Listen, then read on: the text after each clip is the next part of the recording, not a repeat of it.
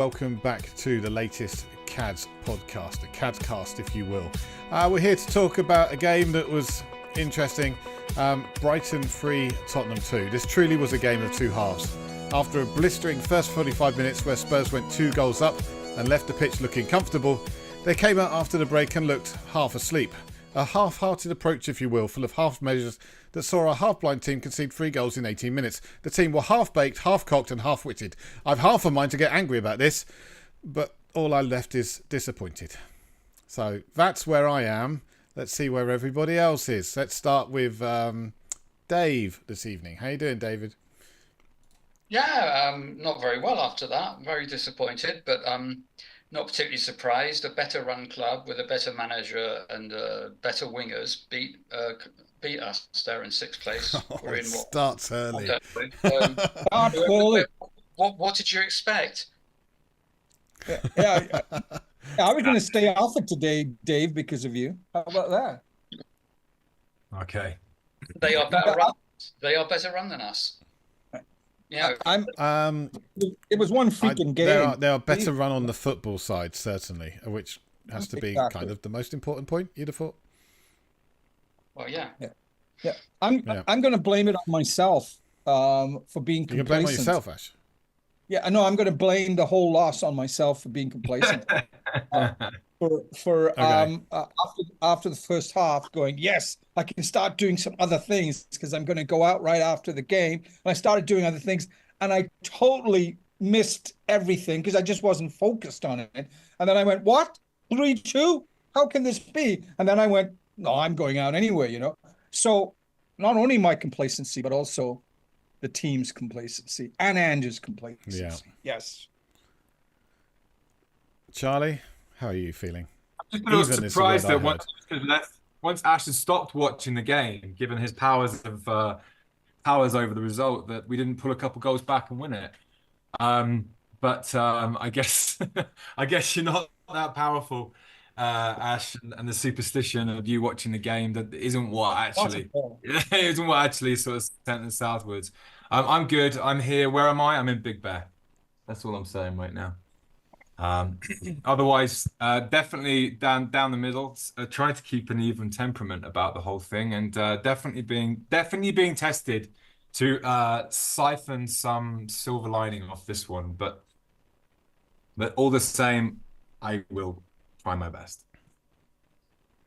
Well, thank you for joining us. Thank you everybody for joining us. It's never easy after a defeat, but let's go straight into it. Can we concentrate on the first half and the good stuff first, please, before we move on to the stuff that's inevitably going to dominate the rest of the conversation?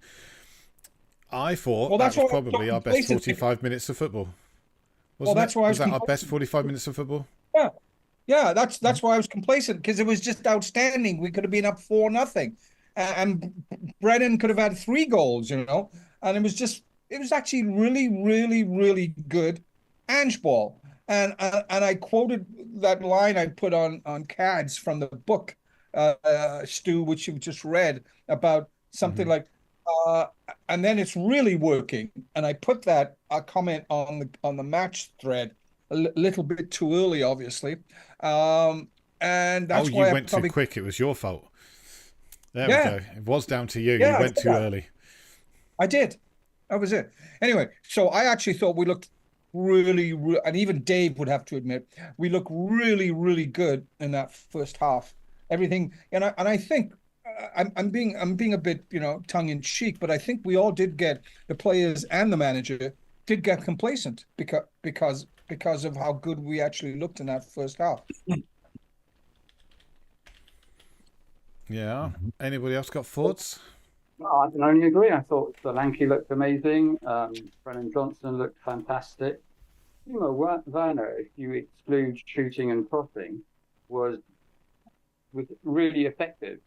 Unfortunately, shooting and crossing is quite important, isn't it? But he really gave them a lot to think about. Maddison, Becky, fantastic. I just add a little asterisk that our fragility at the back was there in the first half. I think we got away with it on a couple of occasions. But we were really up for it. And And I think I had to write at half time. I'm expecting to eat my own words, and I'll be delighted to do that when it happens. I think it was Solanke was like my pick of the first half. He was really good. Mm. Mm-hmm. Yeah, he was very, very good. I don't know if you're muffling your microphone there, David, a little bit. Yeah, Dave. What about you, Charlie? I mean, look, it's a tough one to take, but given it really was a game of two halves, Stu, you're absolutely spot on there. I don't really know what to say. I mean, there's just many things you can sort of factor into it. You can give excuses, but at the end of the day, Ange will walk away and he won't give excuses. He will take that one and it will be all on him.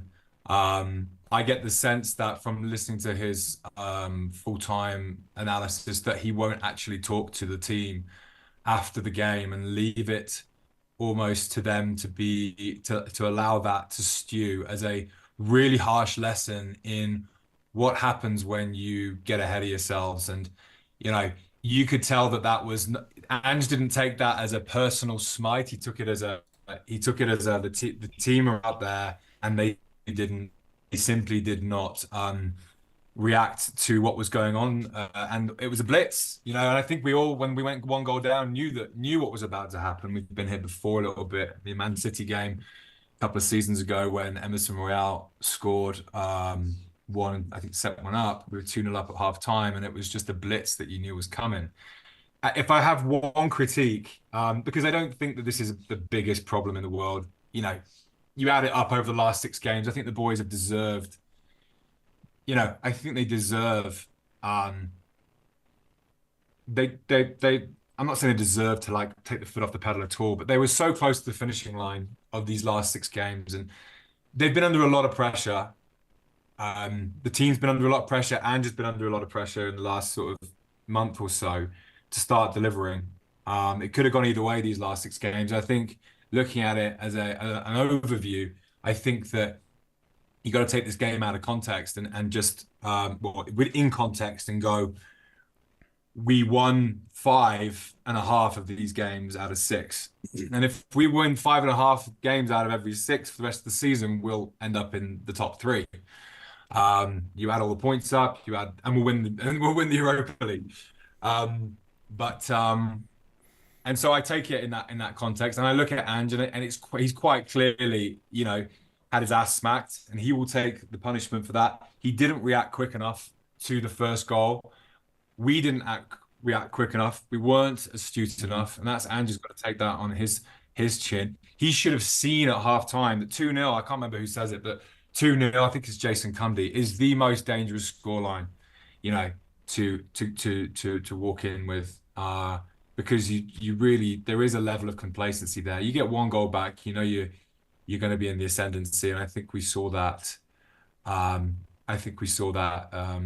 Yesterday. But again, out of context, it's a brutal one to take. But I think that there's a lot to talk about it, and we'll break it all down. But I think that in the grand plan of things, I think we're still on course. There's no need to panic here. It's just a horrible half of football to watch, and I don't know what to say. It was a tough one. If you look at our results this season compared to last season, and if we swap out Leicester for Burnley, then our head-to-head results, we're actually on course for exactly the same number of points as we had last season.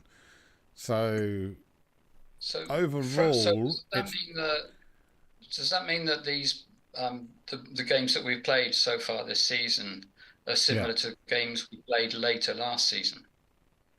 Yeah, basically. Except I think our performances have been better. The results have been similar. Yeah. So we were poor after 10 games last season. And when we're comparing these games, we're comparing them to games when we were poor. Well, that passes the eye test for me. Dave, I thought you said you were going to hang. Going to horse himself in. Yeah. No, but no, that's a fair point. But don't you think that just by the eye test, just going by your own eye test, do you not feel that we are playing better football and looking more dangerous than we did at the same time in the same games last season? Well, I thought we looked fantastic against Brentford after their goal. I thought we looked fantastic against Manchester United. I didn't want to be a buzzkill and say Brentford are like a mid-table team with an injury crisis and Manchester United are in total disarray. Okay. I didn't want to be a buzzkill, but it's true. Coventry, we were abject and saved it at the last minute. Yeah. And I thought Karabakh, if they hadn't been to the Timo Werner School of Shooting, they would have probably given us a lot more trouble. So, yeah, okay. But if we're talking about the eye test, definitely two of those of those games, Brentford and Manchester United, I thoroughly enjoyed. And you can only beat the team you're playing, so fair enough. I was just worried about what was going to happen the first time we play a well-organised, well-managed team. Which Brighton are a well-organised, well-managed team. And as you said, they've got certain things in place, certainly on the footballing side, which I think puts them ahead of us. I mean, they seem to have a fairly unique scouting system. People keep on trying to pinch their scouts, and they keep turning around these players that come in and just immediately adapt to the league and do brilliantly.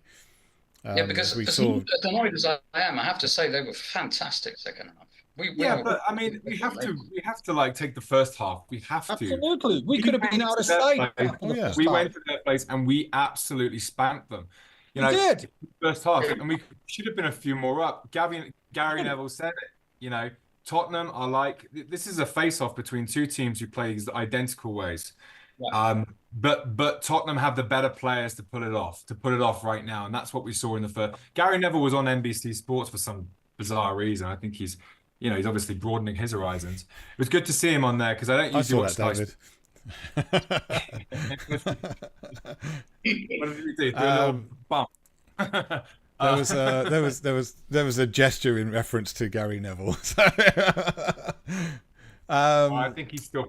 Yes, I think there are definitely similarities between Brighton and between Tottenham. We both like to play a high line. We both like to play a game that's attacking and on the front foot. It's no surprise to me that Hertzler was at the training ground last season asking loads and loads of questions, and it's also no surprise that Ange was happy enough to answer those questions to a bright, young, up-and-coming manager that wanted to attack and play in a very similar manner to him. Maybe he gave too much away for this game, I don't know. But genuinely, they keep turning around players, selling players on and replacing them with players that do just as well, if not even better. They keep getting rid of managers and bringing on new managers, some of whom you almost never heard of, and they do extremely well as well. And you're like, how do they keep doing this? And a lot of it comes down to their chairman. He's a very, very savvy guy, and he's very switched on when it comes to the football, and that is his primary focus. And he also absorbs a lot of their debts.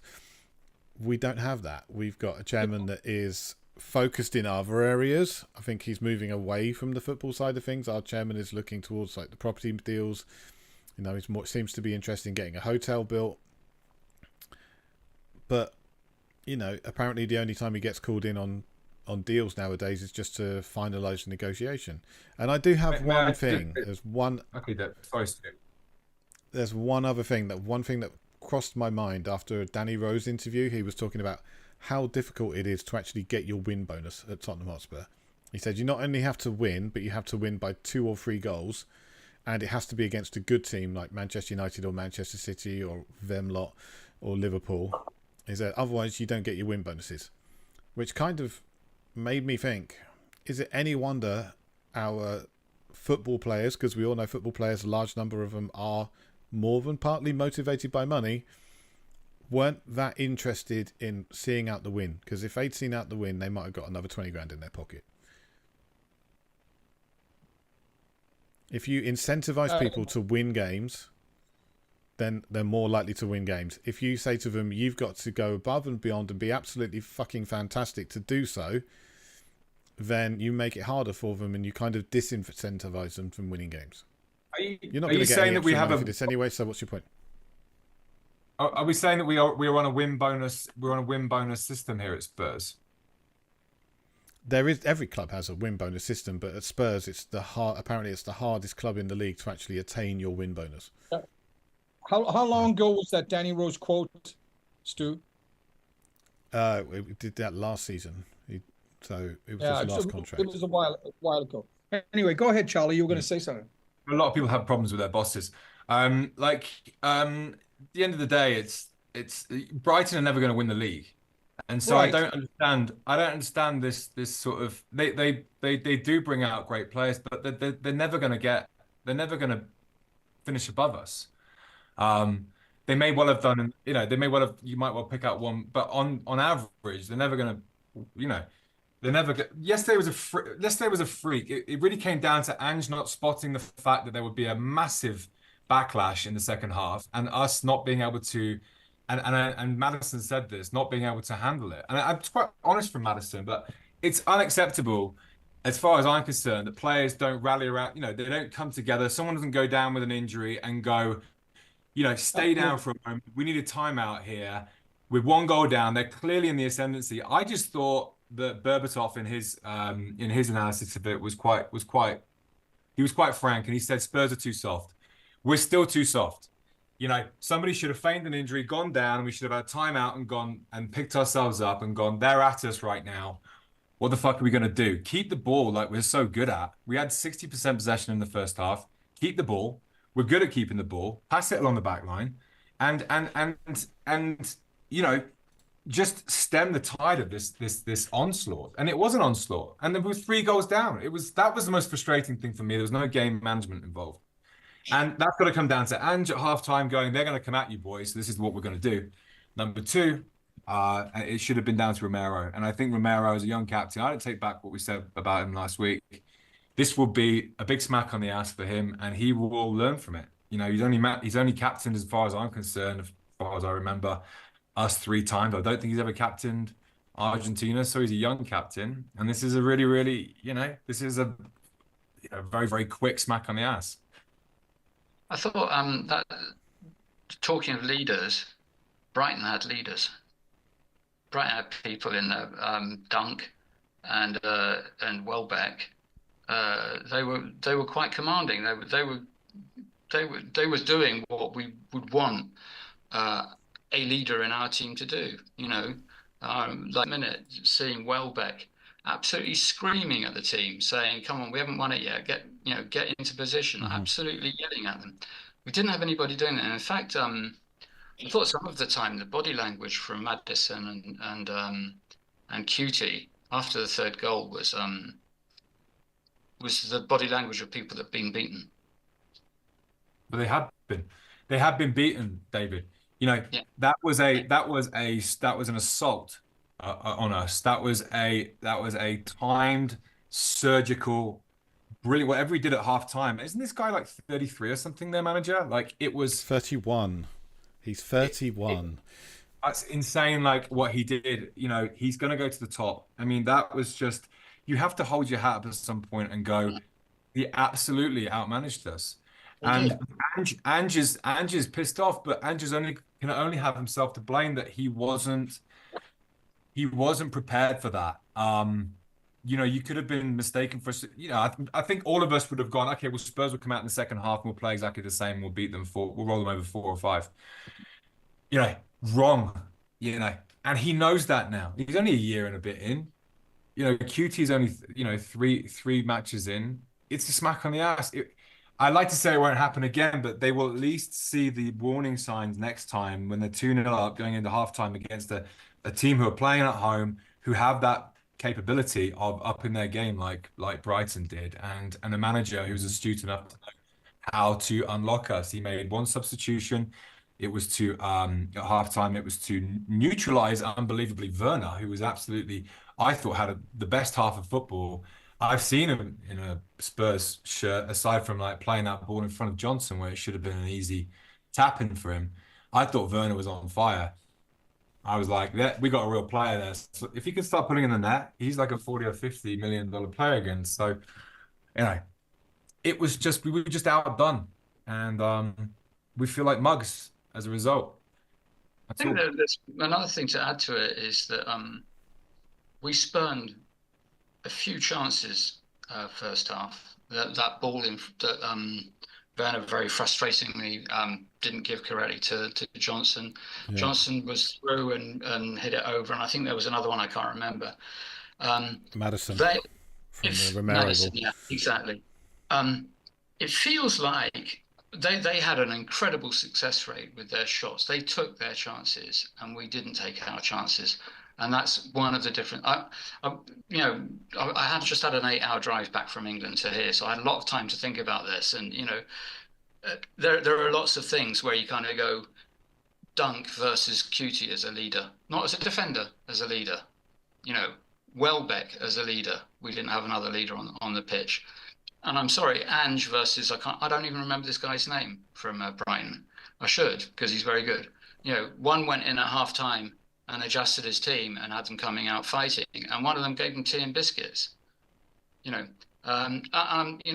This isn't me going in on anybody. I'm just trying to point out what were the differences. They took their chances. Mm-hmm. They turned things around for the second half. I mean, they didn't only nullify Werner. Solanke was invisible second half.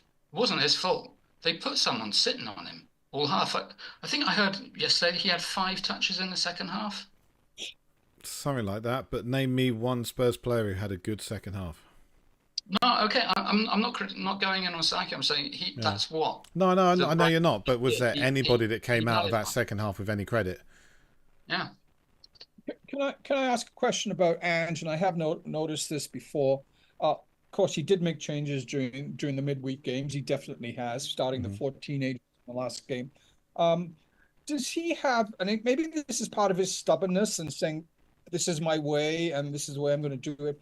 Does he have sort of a blind spot where he wants, like your doggy, if I believe, was like I didn't watch any replays. I think he was at fault for a couple of goals, and we had Spence on the bench.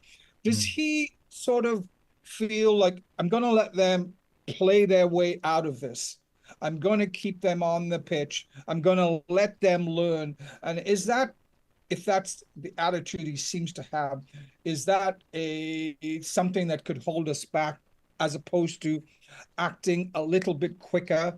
Or that's just his way and he's going to let them, you doggy, you're at fault for a couple of goals, but we're just going to keep you on and you're going to learn from it by being on. I don't know what you guys think about that, because it seems to me in some of the games, that's what he does. He leaves them on to work it out themselves. I mean, it's worked for him in the past. I mean, whatever he's done has worked for him in the past. So whatever he's doing now has worked for him in the past, and he never usually wins anything until the second season, and it won't be that way this time. It just won't. It's the Premier League. It's just different. I mean, maybe we'll win a cup, and in which case he'll be vindicated. But usually it was the league that he would win on the second one. So there's that differential there. But whatever he's doing right now has worked for him.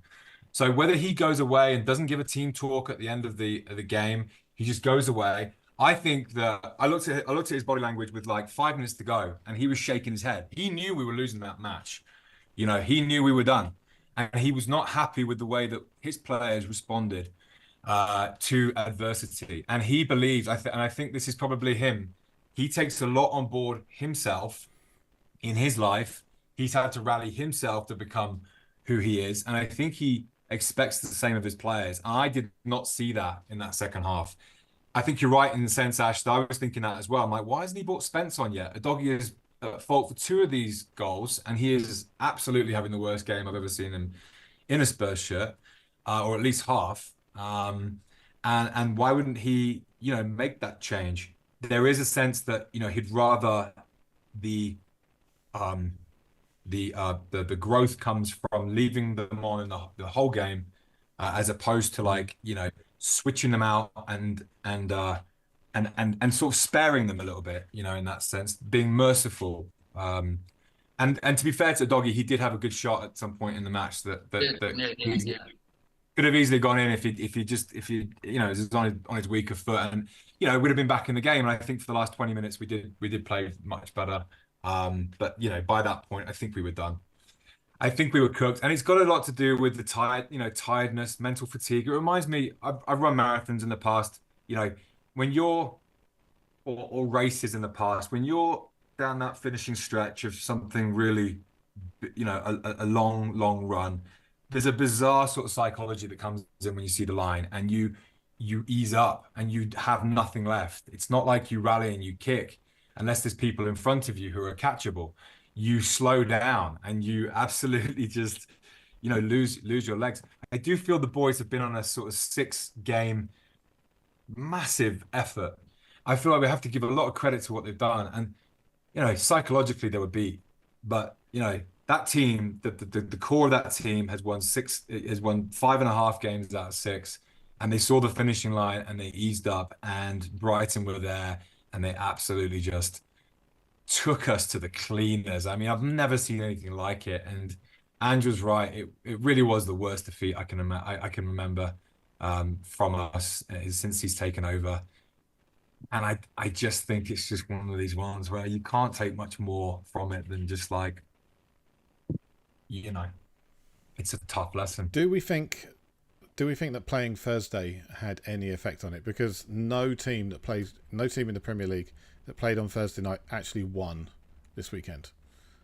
Like, at best they got a point, and that was Everton and Man U. Yeah, I do. We went to Hungary and we all that. Yeah, and we struggled badly in the second half and faded even worse towards the end. Udogie, although he didn't go to Hungary, he's only just come back from injury. He did not look fit to me.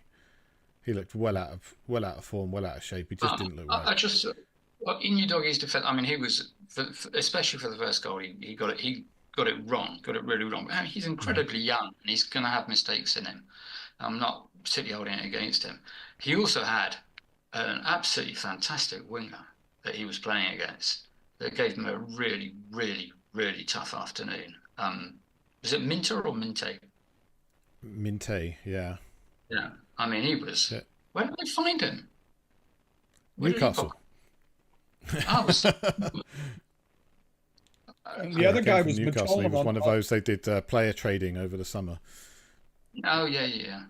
The other guy as well, Dave, on the left wing was terrific. Mitoma. Yeah, Dave was talking about him earlier. Mitoma was excellent. I thought he was excellent as well. Yeah, and again, it's like as excellent as Johnson was, he faded a lot in the second half, didn't he? But again, I think it was because it was the tweaks by the Brighton manager, and I understand that Ange doesn't want to have a plan B, which is game management. Okay, fair enough. Fair enough. But I'd like him to have an offensive plan B then.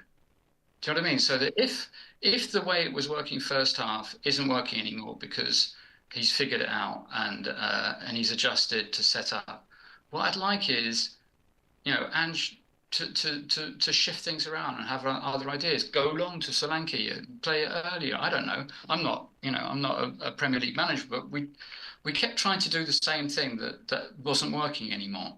And part of that's on the players, but I think part of it is on Ange as well. And it struck me, actually, I was quite annoyed about it, actually. Quite late in the second half, the Brighton assistant manager was halfway down the pitch on the touchline giving coaching instructions to a Brighton player, which he, as far as I'm concerned, they're not allowed to do. But apparently that's okay. But I'm saying it because in-game coaching, there's in-game coaching going on, and I don't feel like there's in-game coaching going on our side, and I think that's a miss from our side. Okay, there's no plan B which says we go to a low block and we park the bus or whatever. That's fine by me because I love watching Tottenham when we're playing expensive football. Absolutely fine. Mm-hmm. But when it's not working anymore, you need to change something. And we do. So that's a really good point, the way you just described it, Dave, about saying the plan B is, and you correlated it with in-game management. That's a good way. Thank you for describing it that way. Yeah, in a way, it was what I was asking. Maybe he is so focused, and it'd be great if he is flexible, because Charlie, what you were just saying, he has been successful, but this really is a step up. And if you look at those Scottish teams, Rangers and Celtic, they go play in Europe against better opposition, which is what the Premier League is, and they're really lousy. Absolutely, they get tonked. So let's not forget, this is a huge step up from the Scottish Premier League to the English Premier League. Okay, I'm still I'm still on the Ange boat for now, but yeah, Dave, you could be right. Maybe we're looking for a little bit more Plan B-ish or Plan A minus. You know, I a have to little say, bit Ashley, more. I think the plan B, a lot of that plan B has a lot to do with personnel as well. It's quite clear that Ange doesn't trust his bench to come on. Like I think Ange would have made those substitutions earlier if he had I mean, I'm just gonna throw names around. Not that I think that if he had a Neto, if he had a number 6 that he really could rely upon. That I don't think Basuma is the guy that he can send on and go, he's going to change the game. Ange still only has what he has. And so, which is why I believe that this 5.5 game streak of being awesome, you could quite clearly see that the boys saw the line. They're like, we're almost there, over it. And Brighton just took that and just went, fuck you. It was a really uninspiring bench. It really was. I was looking and I was going, I mean, who are we going to bring on in this situation? Who are we going to bring on? No Sonny, no Odebear. Who else? Who are injured? No, Richarlison. Yikes! Injured 3 again. options not available. But again, like even looking at those options, I wouldn't be like, okay, we've got a cavalry here. I don't see it as a cavalry, and I don't think Ange sees it as a cavalry. Right. And I think that there's so much right now that he's looking at going, I have what I have, and I'm just gonna reinforce the point that this is my best team. And my best team should be able to deal with this right now. And if they don't, I'm going to leave them on the pitch to learn a really tough lesson. And I think Ange has that mentality of just like, you know what, I'm here for a moment. And, sometimes the best victory is the one where the best victory is the one over a course of time, you learn from the toughest defeats. And that's the way he's sort of, stealing these players. I can only imagine that's, from what he said in his post-match analysis, he's basically like, I'll talk to the boys when they're back from international duty. And, I haven't got much to say to them right now. Can you imagine that? Like coming in after a game like that and your manager just looks you in the eye and just goes, I'll see you after the break, boys. And you have to deal with that yourself. I think there's a lot to that. And I think it's a way of doing it. I'm not completely against that. I'm not saying I am. I just think that is one that will sting. It stung us. I could quite clearly see in the chat that it stung everybody because of how we played for 5.5 games, or at least the first half of that game where we absolutely played. Honestly, I was like, we've taken that step that Ange has in his book, where we're now seeing it all happen. We played amazing in that first half, amazing. I haven't got a problem with Tottenham right now. It's just what happened was circumstantial in that second half to where we're at, where Brighton are at. I don't rate Brighton, other than a stepping stone team. Clearly, there's a stepping stone team, So, I still have concerns. I'm on the Ange train. Big fan of Ange. I think he's great. The concerns I have are down to the leadership on the pitch. I know you guys want Kuti as the captain. I genuinely felt that he was just too quiet. He did not step up. He did not make himself known. He did not put in a leader's performance yesterday. And frankly, he was at fault for at least one of our goals as well. Just letting players run off him and not having any awareness of what's going on around him. The one position I think we can upgrade and say, right, we need an actual fully grown, fully fledged leader in there, is that number 6 position. We need to find someone that can take that position, make it their own, and be a snarling, biting, kick-ass captain that's going to lead us on to the next step. Because I think Bentancur's a great player, but I don't think he's sitting and being holding and being that number 6. I think Basuma can be a lovely player on his day, but you just can't rely on him. You just can't rely on him for the course of an entire season. If we could just find the next Rodri, that would be... Everyone's looking for that player, of course. Yeah, but if we could just find that guy, that would complete our team. Yeah, but Stu, there's only one Rodri, and he's not playing right now. Yeah. So there aren't that many guys at all who are like him anymore. There just aren't. That's why we need to go. It's difficult, though. We did say at the end of last season when we were making our transfer wishes that we really wanted a six that's a leader Good. and that can Good. play the ball a bit. And that's what we said. We said Bissouma, isn't it? And I don't think we were really considering Bentancur already as a six at that time. And considering we didn't get one. We didn't get that, which is a real shame. But at the same time, I'm not sure if that sort of player moved this summer. I didn't see. I think the only one everyone was talking about. No, maybe what is his name? Onana from Everton or somewhere like that. He moved. He was good. Onana, yeah. Yeah. So went to Villa. That's it. So I bitterly regretted we didn't get a six, but I don't think there was one up for grabs actually. But I don't know if that's sorry, go ahead, Ash. No, I was going to, just adding to what you and Stu said. I don't think that type of player is really available. So what are we looking for? Somebody who's basically not available? Or do we try and develop that guy? Of course we're looking for a guy who's basically not available. We're looking for a 50-goal-a-season striker that's not available. We're looking after a silky, speedy winger who can put the ball on a dime, take on players and have the mentality of an absolute boss that's not available. Of course we are. We want those players. Of course we do. We develop them. Yeah, everybody else is looking to develop them as well. You have to, it's throwing a stone, a pebble in a puddle and seeing which one actually makes a difference. We got lucky with Kane. Hopefully we're going to get lucky with young Mikey Moore. If we get lucky again, we'll be fine. Mikey Moore's cameo was pretty decent, I thought. Very short. But... I wanted to see Mikey Moore on earlier because I felt when he gets the ball sticks to him a bit better.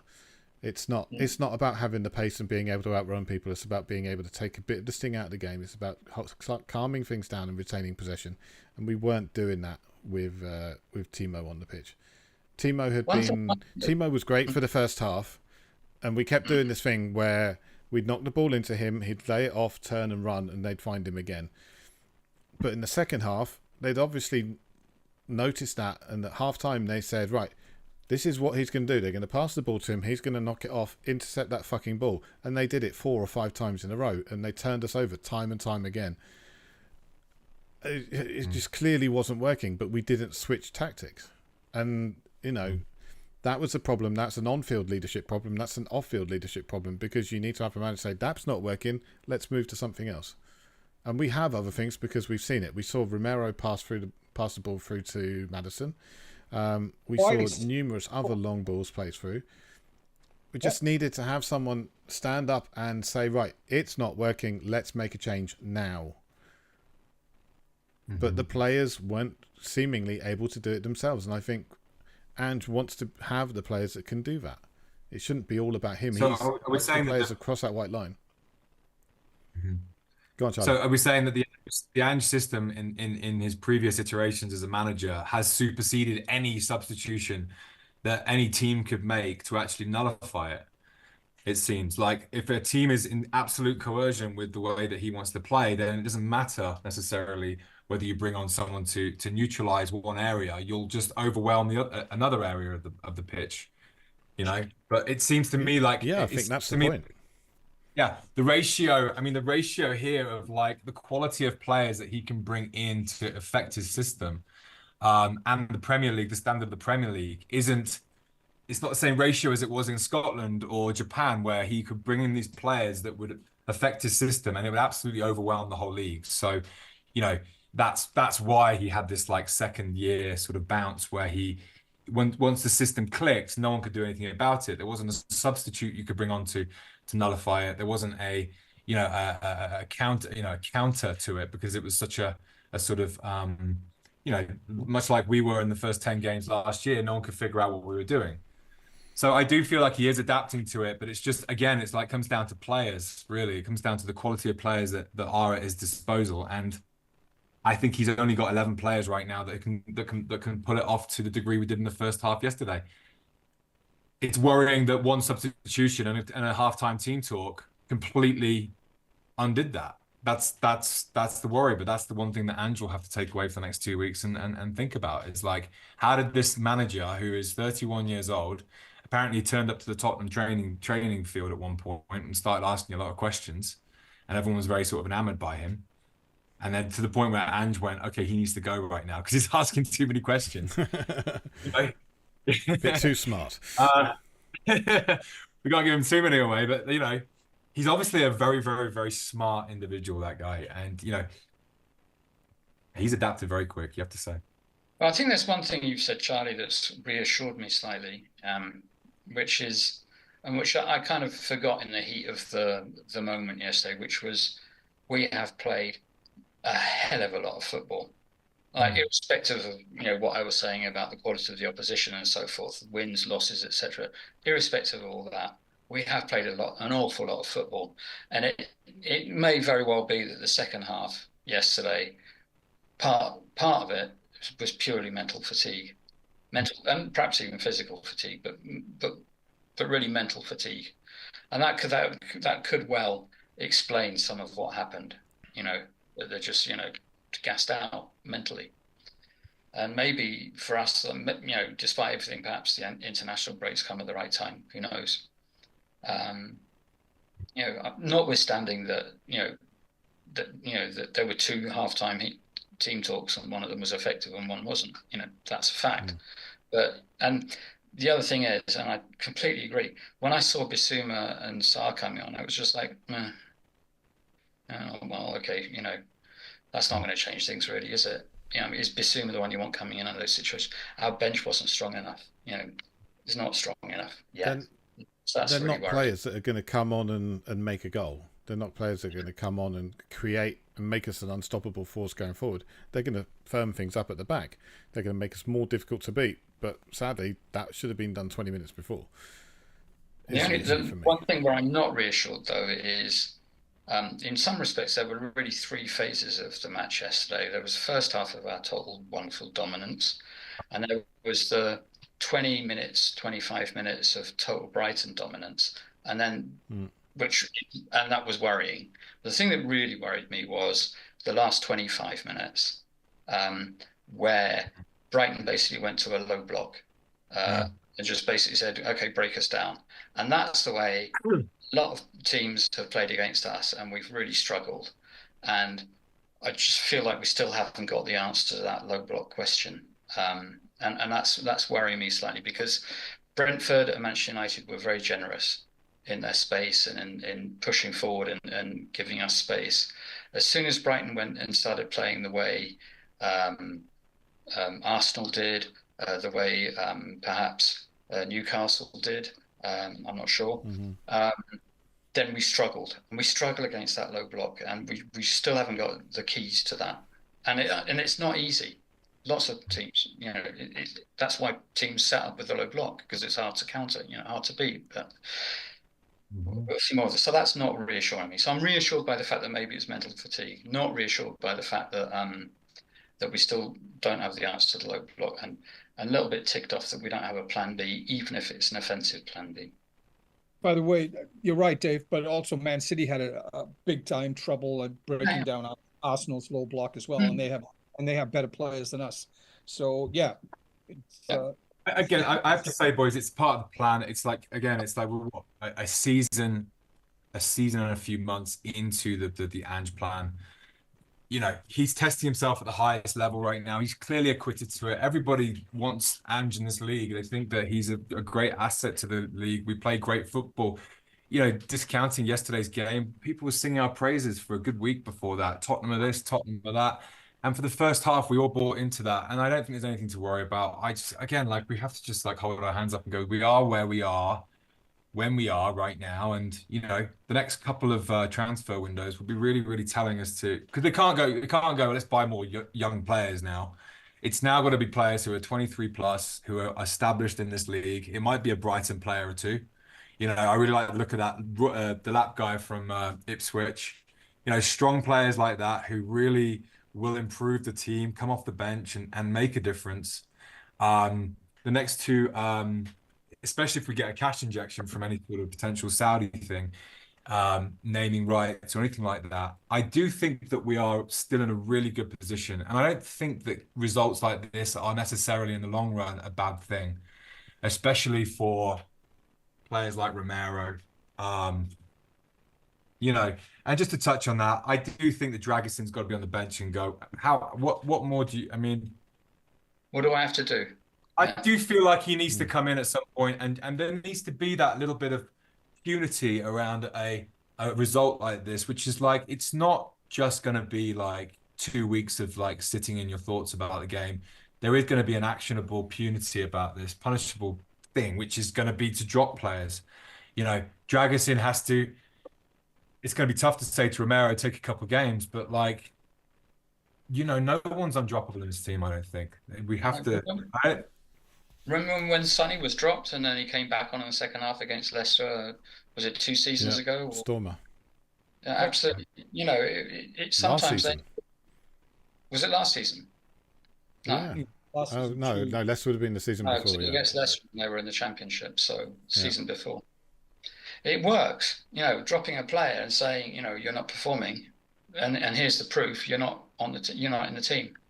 It does make a difference. Cutie, I think it would really, really hurt his, you know, pride, you know, and maybe he does need that timeout, you know. Agreed. He's flying off to Argentina, I imagine, and you know, coming back. He is absolutely right. So he'll be back off to Argentina and playing both of their games, and it's going to be. Yeah, they're going to come back. Players are going to come back tired, and we don't have an easy game when they come back. We've got West Ham, who are going to play that low block defensive game that it's going to happen. So maybe that is a good chance to bring in Rado Dragic in, because West Ham are going to be playing a physical game up front. It's not going to be about speed or mobility. You know, they'll be playing Antonio up front. So yeah, maybe this is the time to bring him in and let him play. I hate shift Romero to 6, yeah. So again, should make him captain. Give him the armband, move him to 6. You wasn't just asking for it. I'm just giving you what you want.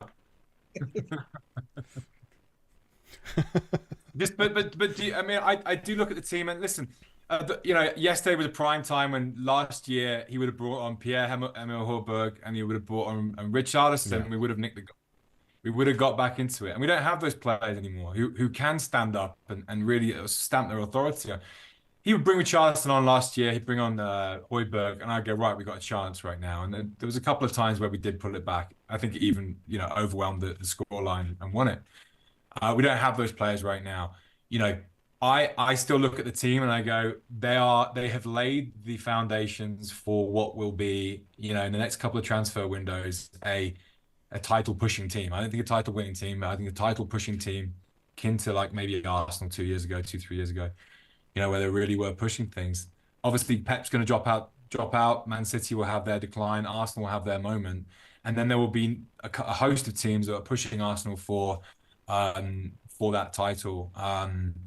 And I think that we're on the right path. I think we're good. I just think that getting rid of 12 players, whatever it was, 50 million off the wage bill this summer, is going to take a lot of getting used to and a lot of replacing. We haven't replaced it. We've got young players. We've got Archie Gray and Bergvall, who aren't the players you bring on, you know, against this Brighton team to affect a victory. Interestingly, he did bring on more though. And it's quite interesting how we think that he's probably the most game-changing player we've got on the bench. He's 17 years old, you know. So, to be fair, we are missing players who would be game changers through injury.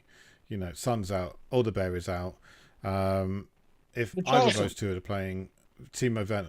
No, I said game changers. If either of those two players had been Charlie, calm. If either of those two players had been fit, they'd have been starting ahead of Timo Werner, and Timo Werner would have been the guy to come on and go up against tiring legs, right? Except we played him from the start, and he was very good at the start. First half, he was excellent. Now we're saying, right, we're going to bring on a 17-year-old who's not blessed with outright burning pace. And he's still adjusting to the Premier League, and he took a few heavy touches. He was not completely perfect in this game. He was good, but he was never going to come on and be our saviour. You know, it'd be like throwing on Lancashire and saying, right, go and get us some goals. It wasn't going to work like that. But in the future, we're going to have, well, from January, we're going to have another option, another string to our bow out wide. But we've gone from having the left side of our pitch being potentially the strongest part of our pitch to right now, it's probably the worst. Because Son's out and Odebear's out. We're left with one player and a 17-year-old. What's the other string in January? Is that the Korean player? Is he coming in January? Yeah. Yang, who's joining in January. Okay, I thought it was in the summer. Okay, didn't realize. And Vucevic is coming in January. Vucevic is joining in the summer. He would be coming in January, except he doesn't turn 18 in February, until February. Okay. So, well, he's absolutely killing it. By the way, if anybody has not yet seen the highlights of Vucevic in Westerlo, my word, you have to check this guy out. He is a monster. He is a beast, and he's got a fantastic touch. I mean, there was a couple of elements, something like that. He's got 4 goals. He's got a number of assists as well. Top scorer. But he might be top scorer for Westerlo. Yeah. He's just so good, and he's got a touch like Zlatan at times. He's in defence. That's wild. He got 2 in the last game. He got 2 headers in the last game, and he could have got a third as well, because there was another one. There was a really good save from the opposition goalkeeper. He is a beast in the making. You can't argue that our scouting has been absolutely brilliant over the past couple of seasons. I mean, I'd never even heard of this guy. He must have been 15 when we got hold of him. He was, yeah. 16. Yeah. Well, it's Paratici was the beginning of things changing, I think. Getting Paratici in was really good, but we've stepped it up again, I think. But yeah. My issue with this young thing is we're blooding these guys too early. They're not seeing good players in front of them. They're being asked to come onto the pitch and affect games, and it's just like, you know, I think Ange's got to the point where he's like, Archie Gray and Bergvall they're not ready. They're not ready for us yet. And I have to say that I put my hands up, because I did think that those players would be the ones who would push people like Maddison and Benson Kerr for their positions, and maybe they have done, but I genuinely thought they'd get more game time, and I thought they would actually affect games better. But, you know, we're at such a high standard at this point. Like, it's quite clear that just from yesterday's outing that we weren't going to have anyone off the bench that was going to make any difference. So, well, I mean, Archie Gray was excellent against Karabag, but he also played 90 minutes. So the chances of him playing 90 minutes in Hungary and then flying all the way back and playing 90 minutes in this game, highly unlikely. I think the only player that did that was Vicario. So, you know, apart from that, did Pedro Porro go games? I can't remember. Maybe Archie Gray. Yeah. But for me, Archie Gray was the highlight, the standout player for the Karabag game. He was so good, so comfortable in possession, you know, moving the ball on and moving with the ball as well. I've got high hopes for him, but I'm not sure he's a number 6. Just the way he goes with the ball, I can see him playing number 8, you know. So it's going to be difficult. We're still looking for that number 6, that future number 6, and I don't think we've got it in our ranks at the moment. I can't think of anyone in the academy. Who's playing there in the academy? Well, Tyrese Hall was, but he's now moved further up the pitch. So you've got various players who have flitted in and out of that position. There's not really anyone who's a standout. I mean, we've got some standout young players. There's like Olasesi, there's Kiara Matton, and then there's Joel Black, who looks really good. There's another young guy who came on and scored 2 goals against Man U, who looked very, very good. I can't remember his name right now, but lovely, jinky little player. We've got a lot of. What about this Vuskovic? Can he not step up from centre back to number 6? I don't know. He's not going to be here till the summer. Oh, I've got an idea who could play number 6. I've got an idea. Why don't we play Cutie there?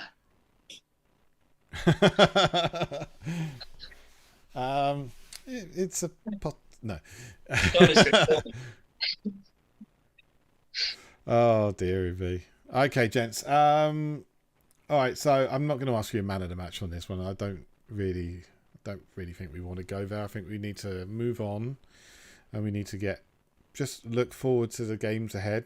Obviously, the next game is West Ham United. which should be a fun one because they're playing the expansive football that we always do. So no, they're not. Okay, so we will be back in a couple of weeks because we've got international break again. Playing such highlight teams as Finland and Greece should be amazing.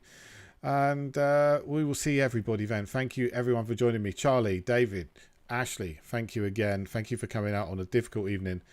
It's been lovely having you here, and I look forward to speaking to you next time. Until next time, come on, you Spurs. Yeah, man. Come on, you Spurs.